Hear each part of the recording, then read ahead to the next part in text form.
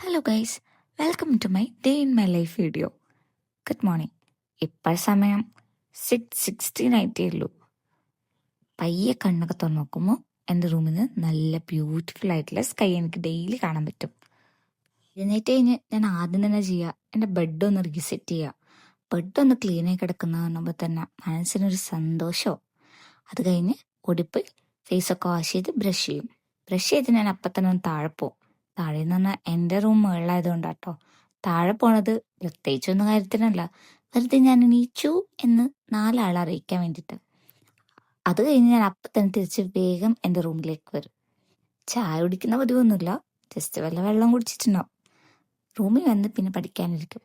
രാവിലെ പഠിക്കുക എന്നുള്ളത് ഭയങ്കര ഇഷ്ടമുള്ള കാര്യം എനിക്ക്. രാവിലെ പഠിക്കുമ്പോൾ പ്രത്യേകിച്ച് ഡിസ്ട്രാക്ഷൻസ് ഒന്നും ഇല്ലാത്തതുകൊണ്ടാന്ന് തോന്നുന്നു, എനിക്ക് പെട്ടെന്ന് തലയിൽ കയറുന്ന പോലെ തോന്നും. പിന്നെ ഞാൻ എൻ്റെ ഡ്യൂട്ടീസിലേക്ക് കടക്കും. ഈ വ്ലോഗ് ഒരു എസ്തെറ്റിക്കലി ബ്യൂട്ടിഫുൾ വ്ലോഗായിട്ട് എടുക്കണം എന്നുണ്ടെങ്കിലും റിയാലിറ്റിയാണ് ഞാൻ കാണിക്കുന്നത് എന്നുള്ളതുകൊണ്ട് ഇതൊക്കെ എൻ്റെ പണികൾ. അടിച്ചു വരാ, പാത്രം കഴുകുക.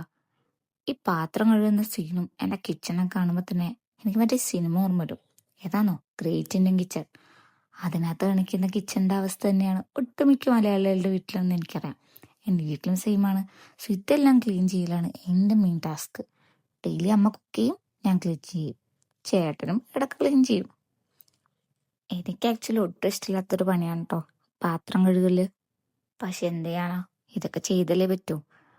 ഇതൊക്കെ ചെയ്ത് ക്ഷീണിച്ചപ്പോഴത്തേക്കും ഞാൻ ഓടിപ്പോയി ഒരു കുളി പാസ്സാക്കും. കുളി പാസ്സാക്കി റെഡിയായി ഞാൻ അപ്പം തന്നെ ജോലിക്ക് പോകും. എല്ലാം പടപടേന്നരിക്കും എൻ്റെ ലൈഫിൽ നടക്കുക. ജോലിക്ക് പോയി കഴിഞ്ഞാൽ പിന്നെ അവിടുത്തെ വീഡിയോസ് ഒന്നും എടുക്കാനുള്ള സമയം എനിക്കുണ്ടാവില്ല. പിന്നെ ഞാൻ എടുക്കുന്നത് തിരിച്ചു പോകുന്ന വീഡിയോ ആണ്.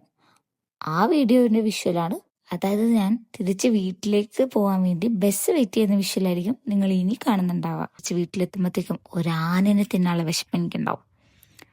അപ്പോൾ എനിക്ക് കൈ കിട്ടുന്ന എന്താണോ അതൊക്കെ ഞാൻ തിന്നും. ഇന്ന് കിട്ടിയത് റംബൂട്ടാനാണ്, അതാണ് ഞാൻ റംബൂട്ടാൻ തിന്നുന്നത്. റംബൂട്ടാൻ തിന്നുമ്പോൾ തന്നെ ആസ് യൂഷ്വൽ കുറച്ച് നേരം സ്ക്രോളിങ് അതുള്ളതാണ്. കുറച്ച് നേരമല്ല, ഇന്ന് കുറച്ച് അധികം നേരം ഞാൻ സ്ക്രോൾ ചെയ്തിരുന്നിട്ടുണ്ട്.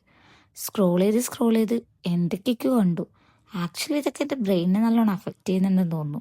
കാരണം ഇടയ്ക്കൊക്കെ എനിക്കൊരു മെമ്മറി ലോസ് ഇഷ്യൂ വരുന്നുണ്ടോ എന്ന് എനിക്കൊരു ഡൗട്ടുണ്ട്.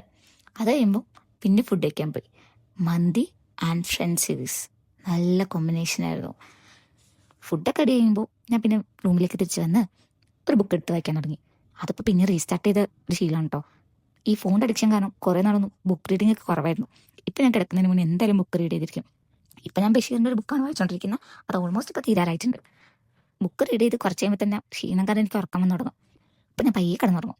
That's it. Good night guys.